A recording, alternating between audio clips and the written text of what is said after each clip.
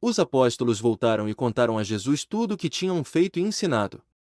Havia ali tanta gente, chegando e saindo, que Jesus e os apóstolos não tinham tempo nem para comer.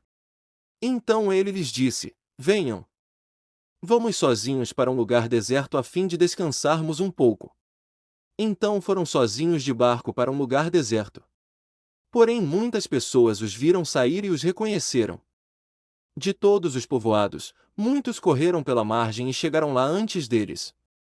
Quando Jesus desceu do barco, viu a multidão e teve pena daquela gente porque pareciam ovelhas sem pastor. E começou a ensinar muitas coisas. De tardinha, os discípulos chegaram perto de Jesus e disseram: Já é tarde, e este lugar é deserto. Mande esta gente embora, a fim de que vão aos sítios e povoados de perto daqui e comprem alguma coisa para comer. Mas Jesus respondeu: Deem vocês mesmos comida a eles.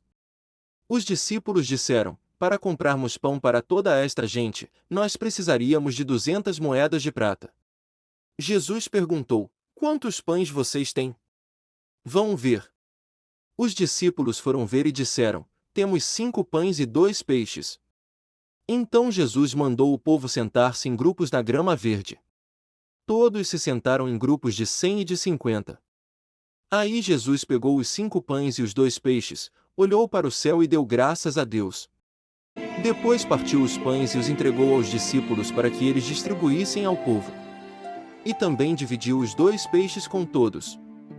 E os discípulos ainda recolheram 12 cestos cheios de pedaços de pão e de peixe. Foram 5.000 os homens que comeram os pães. Logo depois, Jesus ordenou aos discípulos que subissem no barco e fossem na frente para o povoado de Betsaida, no lado leste do lago, enquanto ele mandava o povo embora.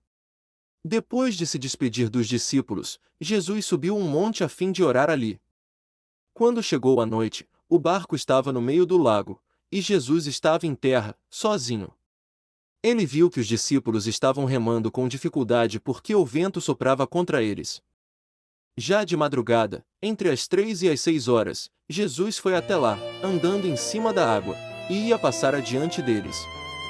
Quando viram Jesus andando em cima da água, os discípulos pensaram que ele era um fantasma e começaram a gritar. Todos ficaram apavorados com o que viram. Mas logo Jesus falou com eles, dizendo: Coragem, sou eu. Não tenham medo. Aí subiu no barco com eles, e o vento se acalmou. Os discípulos estavam completamente apavorados.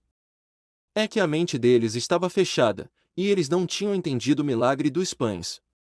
Jesus e os discípulos atravessaram o lago e chegaram à região de Genezaré, onde amarraram o barco na praia.